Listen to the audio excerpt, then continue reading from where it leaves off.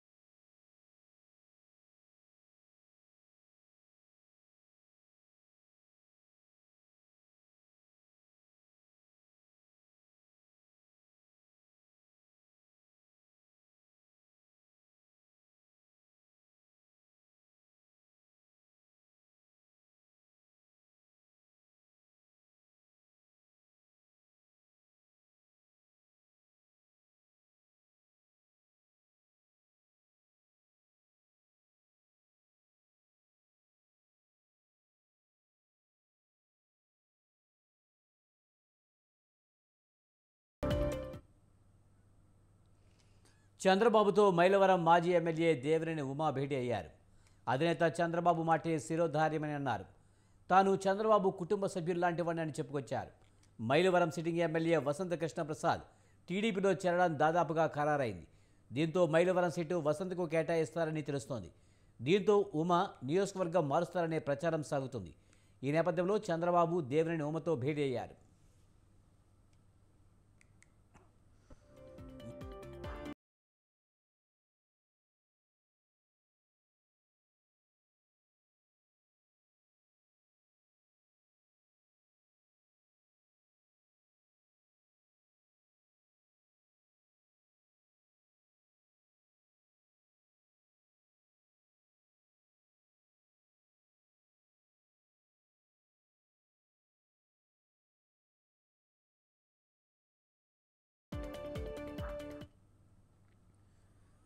చంద్రబాబుతో మైలవరం మాజీ ఎమ్మెల్యే దేవినేని ఉమా భేటీ అయ్యారు. అధినేత చంద్రబాబు మాటే శిరోధార్యమని అన్నారు. తాను చంద్రబాబు కుటుంబ సభ్యుల్లాంటి వారని చెప్పుకొచ్చారు. మైలవరం సిట్టింగ్ ఎమ్మెల్యే వసంత కృష్ణప్రసాద్ టీడీపీలో చేరడం దాదాపుగా ఖరారైంది. దీంతో మైలవరం సీటు వసంతకు కేటాయిస్తారని తెలుస్తోంది. దీంతో ఉమా నియోజకవర్గం మారుస్తారనే ప్రచారం సాగుతుంది. ఈ నేపథ్యంలో చంద్రబాబు దేవినేని ఉమతో భేటీ అయ్యారు.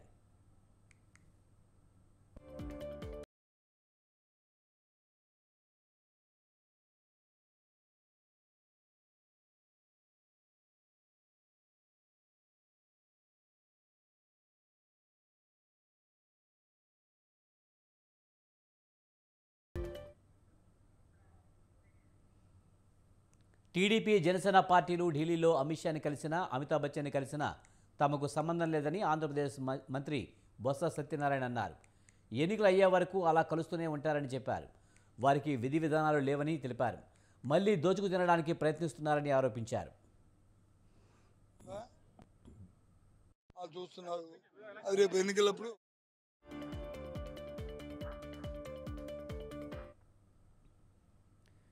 టీడీపీ జనసేన మధ్య జరిగిన సీట్ల సర్దుబాటు విషయం తమకు అనవసరమని బొత్స సత్యనారాయణ అన్నారు. టీడీపీ అధినేత చంద్రబాబు నాయుడు, జనసేన అధినేత పవన్ కళ్యాణ్ ప్రజలకు ఏం చేస్తారని, వారు ఓట్లు అడుగుతారని బొత్స సత్యనారాయణ నిలదీశారు. గతంలో వారు చేస్తున్న మోసాలను చూసి ఓట్లు వేయాలని ప్రజలను అడుగుతారా అని ప్రశ్నించారు. జనసేనకు కేవలం 24 సీట్లు ఇచ్చారంటే ఆ పార్టీ నాయకుడికి ప్రజల్లో ఎంత విలువ ఉందో అర్థమవుతుందని అన్నారు. 24, 74, 94 పక్కన పెడితే రాష్ట్ర ప్రజలందరూ కూడా వాళ్ళు చూస్తున్నారు. అది రేపు ఎన్నికలప్పుడు దాని తాలూకా రిజల్ట్ కూడా వస్తుంది. ఎవరెవరికి ఏం చెప్పారు, వాళ్ళు మాట్లాడినప్పుడు ఆయన ఏం చెప్పాడు, ఇవాళ ఏం కార్యక్రమం చేస్తున్నారు, దానికి ఎజెండా ఉండాలి. ఆ ఎజెండాని ముందు చెప్పి అప్పుడు తర్వాత ఏమేమి చేయాలి. ఇప్పుడు చంద్రబాబు నాయుడు, పవన్ కళ్యాణ్ ఏం చూసి అంటారు? చేసిన మోసాన్ని చూసి ఒకటేమంటారా, చేసిన దగాన్ని చూసి ఒకటేమంటారా, లేకపోతే అంతకుముందు చేసిన పాపాలను చూసి ఒకటేమంటారా, దోపిడీని చూసి ఒకటేమంటారా, లేదా జనభూమి కమిటీని చూసి ఒకటేమంటారా, దేన్ని చూసి ఒకటేమంటారు? సో కాబట్టి అవి అయితే 24 సీట్ల గురించి అంటారా, అది ఆయన దాన్ని బట్టి ఆ నాయకుడికి ఎంతవరకు ఎలివేషన్ ఉందో, ఆ నాయకత్వం చేస్తున్న ఆ నాయకుడితో పార్టీ ఈ రాష్ట్రంలో అవసరమా లేదనేది ప్రజలు నిర్ణయిస్తారు.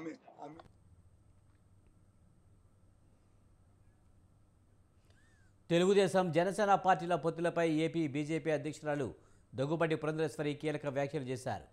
ఎన్నికలలో మా వ్యూహం మాకుందని ఆమె అన్నారు. బూత్ లెవెల్ నుంచి పార్టీ బలోపేతంగా పనిచేస్తున్నామని, పొత్తులకు సంబంధించి అధిష్టానం నిర్ణయం తీసుకుంటుందని స్పష్టం చేశారు.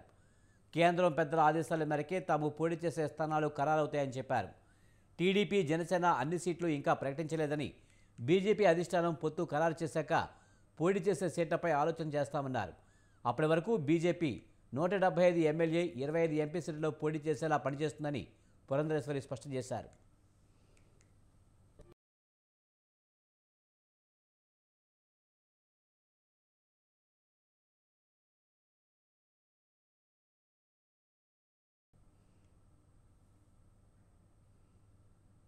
సీఎం ఇచ్చిన మాట ప్రకారం కుప్పంకు హంద్రీనివా జలాలు విడుదల చేస్తున్నామని మంత్రి పెద్దిరెడ్డి అన్నారు.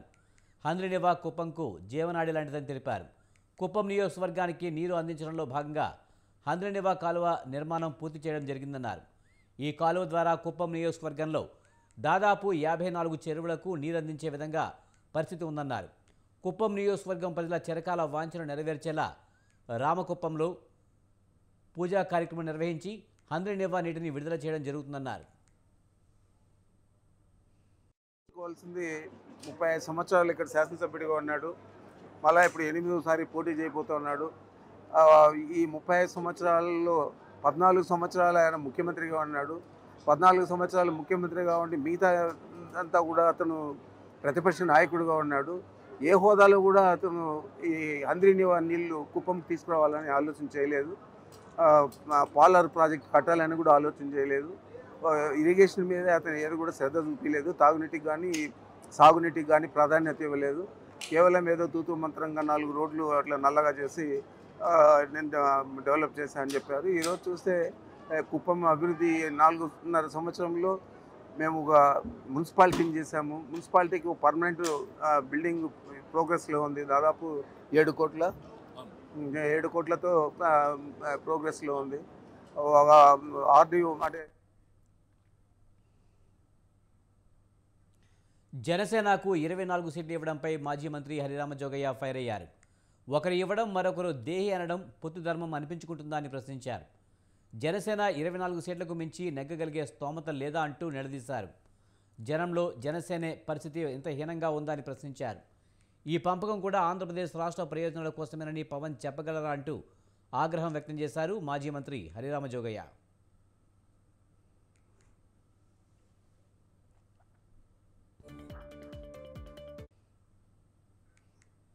సీట్ల పంపకం మిత్రపక్షాల మధ్య ఏ ప్రాతిపదికన చేశారని జోగయ్య తాజా లేఖలో ప్రశ్నించారు. జన సైనికులు సంతృప్తి చెందే విధంగా సీట్ల పంపకం ఉందా అని మండిపడ్డారు. జన సైనికులకు కావాల్సింది ఎమ్మెల్యే సీట్లు కాదు, పవన్ పరిపాలన, అధికారం చేపట్టడమని తెలిపారు. గెలిస్తే పవన్ను 2.5 ఏళ్లుగా సీఎంగా ప్రకటించాలని పేర్కొన్నారు.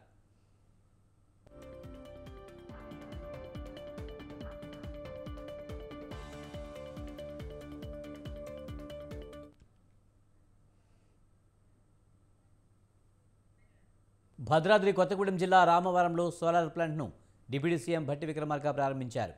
10.5 మెగావాట్ల సోలార్ ప్లాంట్ను ప్రారంభించిన భట్టి త్వరలో సింగరేణి ఉద్యోగ నోటిఫికేషన్ విడుదల చేస్తామన్నారు. బీఆర్ఎస్ పాలనలో సింగరేణికి తీరని అన్యాయం జరిగిందన్నారు. తమ ప్రభుత్వంలో శ్రమ దోపిడీని సహించబోమన్నారు. గత ప్రభుత్వం కనీస వేతనాలు కూడా అందించలేదన్నారు. ప్రజల శ్రమ దోపిడిని ఎట్టి పరిస్థితుల్లో ఉపేక్షించమని కూడా ఈ సందర్భంగా మనం చేస్తూ ఉన్నాం. గత 10 సంవత్సరాలు ఈ రాష్ట్రంలో మినిమం వేజెస్ సంబంధించి రివ్యూ చేయకపోవటం వల్ల ఈ రాష్ట్రంలో ఉన్నటువంటి కార్మికులకు రావాల్సినటువంటి మినిమం వేజెస్ సంబంధించి అందుబాటులో రాక చాలామంది కార్మికులు నష్టపోయిన సంగతి ఈ సందర్భంగా మీ అందరికీ నేను మనవి చేస్తాను.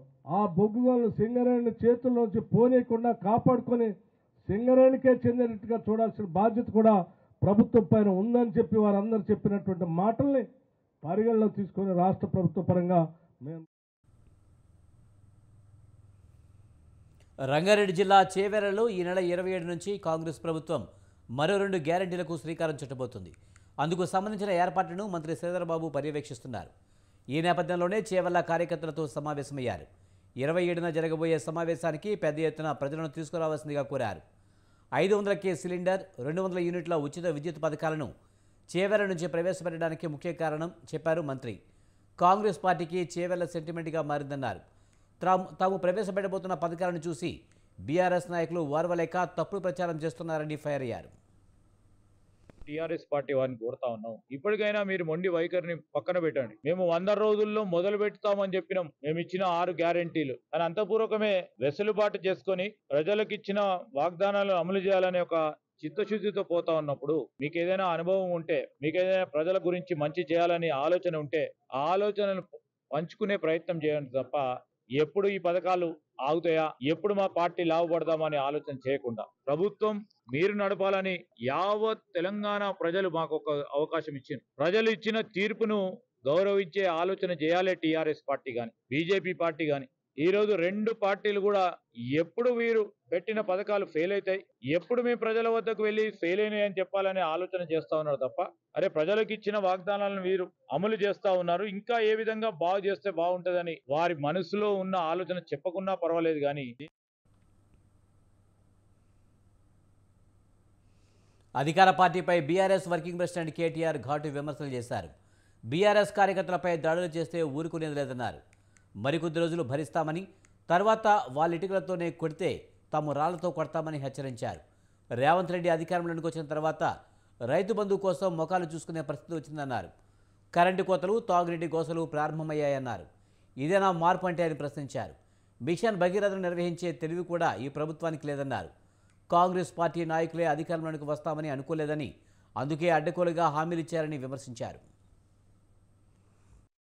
అన్నట్టు అనుకోకుండా అధికారంలోకి వచ్చింది తప్ప కొండారెడ్డిపల్లిలో కూడా నమ్మలేవాడు. రేవంత్ రెడ్డి ముఖ్యమంత్రి అవుతాడని ముందే చెప్పింటే కాంగ్రెస్ పార్టీకి 30 సీట్లు కూడా రాకపోతుండే. ఏమన్నారు? 2 లక్షల ఉద్యోగాలు ఇస్తామన్నారు, 2 లక్షల రుణమాఫీ అన్నారు, అందరికీ అన్ని అన్నారు. కానీ ఇప్పుడు కుడితిల పడ్డ ఎలుకలెక్క అయింది పరిస్థితి. అధికారంలోకి వచ్చిండ్రు, ఏం చేయాలో తెలుస్తలేదు. అప్పుడేమో అందరికీ అన్ని, ఇప్పుడేమో కొందరికే కొన్ని ఇస్తాం, కొన్ని మాత్రమే చేస్తాం, మిగతా 7 చేస్తాం, కేసీఆర్ గారు ఖజానా ఖాళీ చేసిపోయిండు అని తిరిగి మాటలు మాట్లాడుతున్నారు. అసలు ఆయన ముఖ్యమంత్రిలాగా మాట్లాడుతుండా రేవంత్ రెడ్డి? సెక్రటేరియట్కి వచ్చి లంకె బిందెలు ఉంటాయనుకొని వచ్చినా ఖాళీ కుండలు ఉన్నాయి, లంకె బిందెలు అన్ని పోయినాయి అంటున్నాడు. లంకె బిందెల కోసం ఎవరు తిరుగుతారన్నా? లంక బిందెల కోసం ఎవరు తిరుగుతాడు? మరి ఇదివరకు కొండారెడ్డిపల్లిలో ఏం పని చేస్తున్నానో వాళ్ళ కుటుంబం నాకు తెలియదు, వాళ్ళ ఏం పని చేస్తున్నానో వాళ్ళ చరిత్ర ఏందో నాకు తెలియదు, మీకే బాగా తెలుసు. అచ్చంపేటలో లంకె బిందెల కోసం తిరుగుతారంట. ఎవరన్నా ముఖ్యమంత్రి మాట్లాడే మాటనైనా అది? అడ్డిమారి గుడ్డి దెబ్బ అన్నట్టు అనుకోకుండా అధికారంలోకి వచ్చింది తప్ప కొండారెడ్డిపల్లిలో కూడా నమ్మలేవాడు. రేవంత్ రెడ్డి ముఖ్యమంత్రి అవుతాడని ముందే చెప్పింటే. కాంగ్రెస్ పార్టీపై బీజేపీ రాష్ట్ర అధ్యక్షుడు కిషన్ రెడ్డి తీవ్ర విమర్శలు చేశారు. కాంగ్రెస్ పార్టీ ఇవాళ కేవలం 40 సీట్లకే పరిమితమైందన్నారు. విజయ సంకల్ప యాత్రలో పాల్గొన్న ఆయన వచ్చే ఎన్నికల్లో కాంగ్రెస్కు 40 సీట్లు కూడా రావున్నారు. హిమాచల్ ప్రదేశ్లో మొత్తం ఎంపీ సీట్లు బీజేపీ గెలుచుకుంటుందన్నారు. కర్ణాటకలో 20 ఎంపీ స్థానాలను బీజేపీ గెలుచుకుంటుందన్నారు. కర్ణాటక, తెలంగాణలో కాంగ్రెస్ పార్టీ ఇచ్చిన హామీలేమీ అమలుకు నోచుకోలేదన్నారు. రాహుల్ గాంధీ నాయకత్వంలో ఈరోజు కాంగ్రెస్ పార్టీ 40 సీట్లు, వచ్చే ఎన్నికల్లో ఆ 40 సీట్లు కూడా కాంగ్రెస్ పార్టీకి రావు. ఎందుకంటే 3 రాష్ట్రాల్లో కాంగ్రెస్ పార్టీ అధికారం. ఒకటి హిమాచల్ ప్రదేశ్ 4 సీట్లు ఉంటాయి. ఇక్కడ ఈరోజు మరి రాష్ట్రాలలో 4 సీట్లు భారతీయ జనతా పార్టీ గెలవబోతాం. హిమాచల్ ప్రదేశ్, కర్ణాటకలో 8 నెలల క్రితం అధికారంలోకి వచ్చింది కాంగ్రెస్ పార్టీ. అక్కడ ఉన్నటువంటి 25 ఎంపీ సీట్లు మళ్ళీ కర్ణాటకలో భారతీయ జనతా పార్టీ గెలవబోతుంది. కర్ణాటకలో కాంగ్రెస్ పార్టీ ఎక్కడైతే మనలాగానే అక్కడ కూడా గ్యారంటీలు ఇచ్చింది. 5 గ్యారంటీలు ఫెయిల్ అయిపోయింది. రైతులకు కరెంటు లేదు, బస్సులు రిపేరింగ్ చేసే పరిస్థితి లేదు, బస్సులలో డీజిల్ వేసే పరిస్థితి లేదు, ఏ హామీ అమలు చేయలేదు, రైతుల రుణమాఫీ అమలు చేయలేదు. నరేంద్ర మోడీ గారి నాయకత్వం ఆలోచించేది, రాహుల్ గాంధీ నాయకత్వం ఆలోచించేది. ఈరోజు కాంగ్రెస్ పార్టీ 40 సీట్లు వచ్చే ఎన్నికల్లో ఆ 40 సీట్లు కూడా కాంగ్రెస్ పార్టీకి రావు. ఎందుకంటే 3 రాష్ట్రాల్లో కాంగ్రెస్ పార్టీ అధికారం. ఒకటి హిమాచల్ ప్రదేశ్. రంగారెడ్డి జిల్లా మహేశ్వరంలో బీఆర్ఎస్ పార్టీకి బిగ్ షాక్ తగిలింది. మహేశ్వరం మాజీ ఎమ్మెల్యే తీగల కృష్ణారెడ్డి, రంగారెడ్డి జిల్లా జెడ్పీ చైర్మన్ తీగల అనితారెడ్డి బీఆర్ఎస్ పార్టీకి రాజీనామా చేశారు. కొద్ది కాలంగా తీవ్ర అసంతృప్తితో ఉన్న తీగల కృష్ణారెడ్డి, అనిత పార్టీకి రాజీనామా చేశారు. కాంగ్రెస్ పార్టీలో చేరే అవకాశం ఉందంటూ ప్రచారం జరుగుతోంది. నియోజకవర్గంలో ఎమ్మెల్యేగా తాను చేసిన అభివృద్ధి ఎప్పటికీ కనిపిస్తుందన్నారు. తాను ఓడిన తర్వాత గత 5 ఏళ్లలో బీఆర్ఎస్లో సముచిత స్థానం కల్పించలేకపోయారని ఆవేదన వ్యక్తం చేశారు. ఈ నెల 27న చేవెళ్లలో ప్రియాంక గాంధీ సమక్షంలో కాంగ్రెస్ పార్టీలో చేరుతున్నట్లు ప్రకటించారు. కొన్ని పరిణామాలు జరుగుతున్నాయి. తర్వాత మళ్ళా అవి ఎందుకు జరుగుతున్నది, ఏం జరుగుతున్నది అనే విషయంలో అధికారులు ఎప్పుడు సొంతం కాదు. 5 సంవత్సరాల కోసం వస్తుంది పోతుంది. కానీ మనం చేసేటటువంటి ప్రేమ అభిమానంగా పనులు వాళ్ళ గుండెలో చిరస్థాయిగా ఉండేటట్టుగా దేశం ఇప్పటికైనా హైదరాబాద్ మేయర్ అనే పిలుస్తారు. ఎందుకు అందులో జరిగినటువంటి అభివృద్ధి, ఇంటర్నేషనల్ ఎయిర్పోర్ట్ కానీ, లాంగ్ ఫ్లైఓవర్స్ కానీ, బైగర్పేట ఫ్లైఓవర్స్ కానీ, హైదరాబాద్ నగరం ఉన్నటువంటి 16 ఫ్లైఓవర్స్ కానీ, క్లీన్ అండ్ క్లీన్ అవార్డు తీసుకున్నాం, ద బెస్ట్ సిటీ అవార్డు తీసుకున్నాం, ద బెస్ట్ టూరిజం అవార్డు తీసుకున్నాం, సెంట్ ఫ్రాన్సిస్ తీసుకున్నామని ఆ అనుభవంతో ఈరోజు మీరు చూస్తున్నారు. మా కాలేజీ కానీ ఇది కానీ ఇక్కడ కూడా పారదర్శకంగా ఉంటారు. అంతే తప్ప ఏదో 5 సంవత్సరాలకు వచ్చి ఏదో కరప్షన్ చేసుకొని పోవాల్సిన కర్మ పట్టలేదు, పట్టదు. రాజకీయాలలో సంపాదిస్తారు కాదు, ప్రజలకు సేవ చేస్తారు, సర్వీస్. ఈ యొక్క టిఆర్ఎస్ గవర్నమెంట్ పాలనలో వాస్తవానికి స్థానికంగా నిధులు అనేవి ఎక్కడ కూడా అందలేదు. అందులో పెద్ద ఎత్తున అన్యాయం అయింది రంగారెడ్డి జిల్లా. ఎందుకంటే రంగారెడ్డికి సోర్స్ ఫండ్స్ అనేవి TDS, district mineral fund. BJP బీఆర్ఎస్లు డూప్లికేట్ పార్టీలు అన్నారు కాంగ్రెస్ మాజీ ఎమ్మెల్యే జగ్గారెడ్డి. అసెంబ్లీ ఎన్నికలకు 4 నెలల ముందు కవితను అరెస్టు చేస్తారనే ప్రచారం చేశారని తెలిపారు. మళ్లీ పార్లమెంట్ ఎన్నికలకు ముందు కవిత అరెస్టు ప్రచారం కొత్త నాటకానికి తెరలేపారని విమర్శించారు. బీజేపీ బీఆర్ఎస్కి లాభం అనుకుంటే కవిత అరెస్టు తప్పక ఉంటుందని అభిప్రాయపడ్డారు. కవిత అరెస్టు కాకపోతే బీజేపీ బీఆర్ఎస్ పొత్తు ఉన్నట్లే అని చెప్పారు.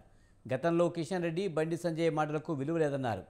పార్లమెంట్ ఎన్నికల్లో కాంగ్రెస్ 14 స్థానాలు రాకుండా ప్రజల డైవర్షన్ కోసమే బీజేపీ ట్రిక్స్ ప్లే చేస్తుందన్నారు జగ్గారెడ్డి.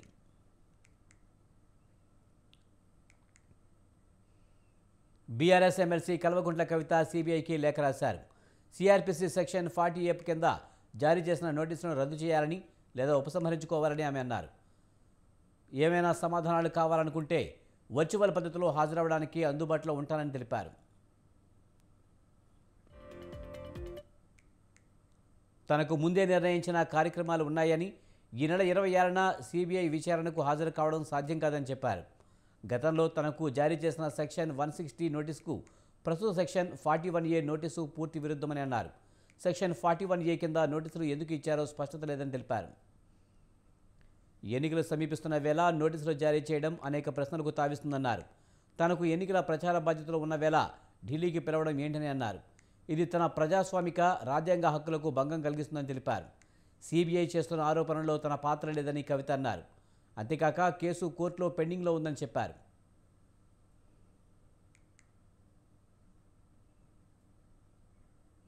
ఈడీ నోటీసులు జారీ చేయడంతో తను సుప్రీంకోర్టును ఆశ్రయించారని అన్నారు. తనను విచారణకు పిలవబోమని అదనపు సొలిసిటర్ జనరల్ సుప్రీంకోర్టుకు హామీ ఇచ్చారని తెలిపారు. సుప్రీంకోర్టులో ఇచ్చిన హామీ సిబిఐకి కూడా వర్తిస్తుందని చెప్పారు. గతంలో సిబిఐ హైదరాబాద్లోని తన నివాసానికి వచ్చినప్పుడు విచారణకు సహకరించారని తెలిపారు.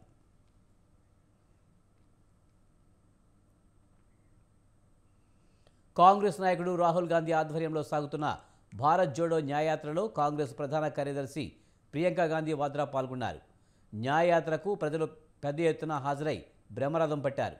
ఉత్తరప్రదేశ్లోని మొరాదాబాద్లోని యాత్ర సాగింది. యాత్ర సందర్భంగా పలు చోట్ల కార్నర్ మీటింగ్లలో రాహుల్ ప్రసంగించారు. దేశంలో ఇండియా కూటమి జోరు హెచ్చింది. బీజేపీకి ఇక చుక్కలు చూపిస్తామన్న స్థాయిలో కాంగ్రెస్ ప్రచారం సాగుతోంది. దేశవ్యాప్తంగా ఒకే రోజు 5 ఎయిమ్స్ ఆసుపత్రులను ప్రధానమంత్రి నరేంద్ర మోదీ జాతికి అంకితం చేశారు. గుంటూరు జిల్లా మంగళగిరిలో నిర్మించిన ఎయిమ్స్ను ప్రధాని వర్చువల్గా ప్రారంభించారు.